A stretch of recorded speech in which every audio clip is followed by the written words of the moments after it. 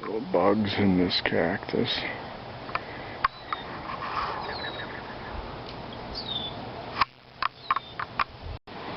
When the pollen gets in your nose and you get an allergic reaction, it's really the pollen is trying to have sex with your nose.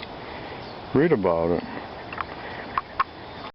The pollen is just looking for moisture in order to open up the cellular structure to have sex with the female, and it doesn't know the difference between your nose and the female.